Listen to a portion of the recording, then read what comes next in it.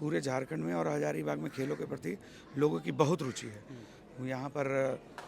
और नशा का सीधे डायरेक्ट आप देखेंगे जन जागरूकता और खेलों के प्रति आप अपने माइंड को कहाँ दूसरी तरफ सेट करते हैं उसमें होगा। आप शाम में खेलने के लिए तो एक स्पोर्ट्स यूनिवर्सिटी, मैं शुरू से कहता हूँ रहा हूँ, एक स्पोर्ट्स यूनिवर्सिटी और सारे ब्लॉक में एक राज्य स्तरीय स्टेडियम की व्यवस्था हो। जोहार हज़ारीबाग। मैं फैज़ अनवर, आप देख रहे हैं जोहार हज़ारीबाग। हम लोग हज़ारीबाग के वनांचल स्कूल में हैं, जहाँ पे युवा नेता डॉक्टर अमित सिन्हा जी ने एक नशा मुक्ति जागरूकता अभियान शुरू किया है हज़ारीबाग में। क्या उद्देश्य है जानते हैं। रांची से भी कई लोग आए हैं इस मुहिम में जुड़ने के लिए। क्या उद्देश्य है, युवा जो है नशा की तरफ जा रहे हैं, कैसे इसको दूर करेंगे, और जो अभियान शुरू किया है इसको क्या कोई विजन है कि ऐसे ही बस एक दिन का प्रोग्राम है ये? नहीं, चूँकि हम लोग अपने संकल्प एजुकेशन फाउंडेशन और एनसीबी के तहत झारखंड राज्य में अलग अलग जगहों पे ये कार्यक्रम चलाते रहे और आज चूँकि ये वनांचल शिशु विद्या मंदिर चुनने का हम लोग का ये मेन मकसद था कि यहाँ 10वीं क्लास तक के बच्चे हैं जो, और बच्चे ही आज के बच्चे ही कल के भविष्य युवा जो अब तक नशा की ओर उन्मुख हो चुके हैं, उनमें एक ठहराव लाना, चाहे उनको रोकना थोड़ा सा मुश्किल काम होता है क्योंकि वो उस चीज़ को एडिक्टेड हो चुके हैं। लेकिन इन बच्चों को अभी प्रथमता इन्हें रोके जाने की ज़रूरत है और ये अभी समझेंगे तभी कल समाज में अपना योगदान दे सकते हैं, अपने व्यक्तित्व निर्माण में योगदान दे सकते हैं। आपको क्या लगता है आजकल के युवा जो है क्यों इतना नशा में जा रहे हैं? हम लोग के टाइम में हम लोग देखते थे कि क्रिकेट खेलते थे, जी फुटबॉल खेलते थे और शाम का टाइम बिताते थे, लेकिन जी आजकल जो है वो दौर ख़त्म हो गया है। देखिए, अब जैसा कि मैं देख पा रहा हूँ, मैं अपने व्यक्तिगत अनुभव से कहता हूँ कि एक तो शहरीकरण की बढ़ती प्रवृत्ति ने गांव से लेकर महानगर तक के बच्चों को इसके चपेट में लिया है और कहीं ना कहीं अब लोगों का दायरा कम हुआ है। लोग कहते हैं कि बढ़ गया है लेकिन दायरा कम हुआ है। करियर को लेकर लोग ज़्यादा अवेयर हो गए। पहले लोग अपने खेती बाड़ी भी करते थे, सारे सबके पास अपना अपना धंधा व्यवसाय था, लोग घर के कामों में हाथ बटाते थे। लेकिन अब एक उद्देश्य हो गया कि मुझे नौकरी पाना है, ये इनके प्रकरण किसी भी तरह, और वो सामाजिक सामाजिक उन्हें कहेंगे स्टेटस का एक भाव हो जाता है कि हमारा बच्चा आईआईटी पास कर रहा है, हमारा बच्चा आईएएस बन रहा है, और उसी दबाव में युवा जो है अपने प्रतियोगी परीक्षाओं में फेल होते हैं तो एक अवसादग्रस्त जीवन जीने को मजबूर होते हैं और वो समाज में कहीं ना कहीं उन्हें हीन दृष्टि से देखा जाता है और इसलिए वो नशा की ओर उन्मुख होते जा रहे हैं।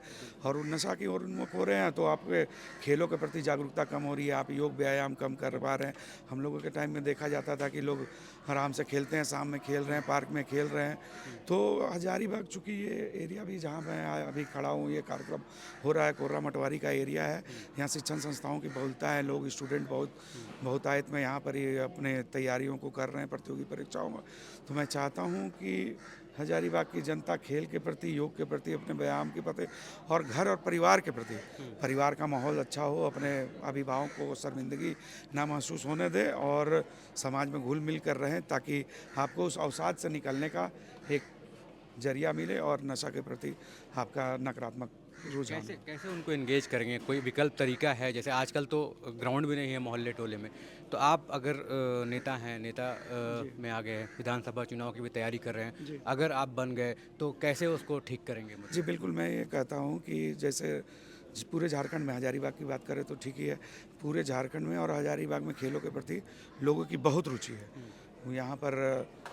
और नशा का सीधे डायरेक्ट आप देखेंगे जन जागरूकता और खेलों के प्रति आप अपने माइंड को कहाँ दूसरी तरफ सेट करते हैं उसमें होगा। आप शाम में खेलने के लिए तो एक स्पोर्ट्स यूनिवर्सिटी, मैं शुरू से कहता हूँ रहा हूँ, एक स्पोर्ट्स यूनिवर्सिटी और सारे ब्लॉक में एक राज्य स्तरीय स्टेडियम की व्यवस्था हो जहाँ लोग, और शाम में कल्चरल एक्टिविटी की हो। क्योंकि आप देखेंगे कि दिन भर की दिनचर्या के बाद लोग शाम में बहुत सारे नशे के व्यापार करने वाले भी रात के अंधेरे में, और जो नशा करते हैं उन भाइयों से भी मैं अपील करता हूं कि शाम में अपना टाइम परिवार में दें और इन खेलों के प्रति जागरूकता को बढ़ाएं और एक मुहिम के तहत इसे ख़त्म करने की आवश्यकता है और उस पर मैं लगा हूं। और ये आज परिचर्चा के माध्यम से मैं यहाँ हजारीबाग में विभिन्न शिक्षण संस्थाओं में, कॉलेजों में जाकर ये मुहिम चलाने की तो कोशिश मैं कर रहा मैं हूँ। ये भी देख रहा हूँ कि आपके कार्यक्रम में रांची से जो क्षेत्रीय निदेशक हैं जी वो आए थे नारकोटिक कंट्रोल जी ब्यूरो से। उनका क्या रोल रहेगा, और आप अगर कैसे इन सब लोगों को लेके आगे बढ़ते हैं?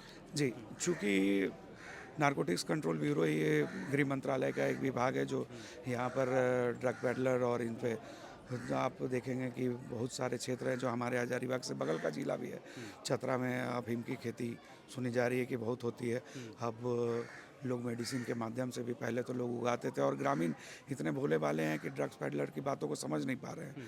यहाँ पर उसका क्या यूज है, लोग सोचते हैं कि यहाँ पोस्ता की खेती हो रही है, खाने में यूज होता है, लेकिन उसका यूज कहाँ कहाँ नकारात्मक प्रभाव पड़ रहा है, तो उस पर इन लोगों की टीम के द्वारा यहाँ लगातार छापे मारे जाते हैं। और हम लोग एक जागरूक समाज के नागरिक होने के नाते हम इस पर इन पे साथ में एक मुहिम चला रहे हैं, और इनको जगह जगह होने वाले विभिन्न कार्यक्रमों की जानकारी देते हैं, और जहाँ जहाँ ऐसी गतिविधियाँ चल रही हैं उनको मैं इनसे रूबरू करवाते हैं। बिल्कुल, बहुत बहुत धन्यवाद आपका। धन्यवाद। हम लोग बात कर रहे थे डॉक्टर अमित सिन्हा जी से, जो हज़ारीबाग विधानसभा में शायद विधानसभा का एमएलए के लिए जो है अपनी दावेदारी पेश कर रहे हैं, और उसके लिए अलग अलग कार्यक्रम कर रहे हैं। आपको बता दूं कि डॉक्टर अमित सिन्हा जो हैं जेएनयू से पास आउट हैं, और उसके बाद कई दिनों से सामाजिक कार्य में जुड़े हुए हैं संकल्प फाउंडेशन से, और उसी के दौरान कई कार्यक्रम कर रहे हैं।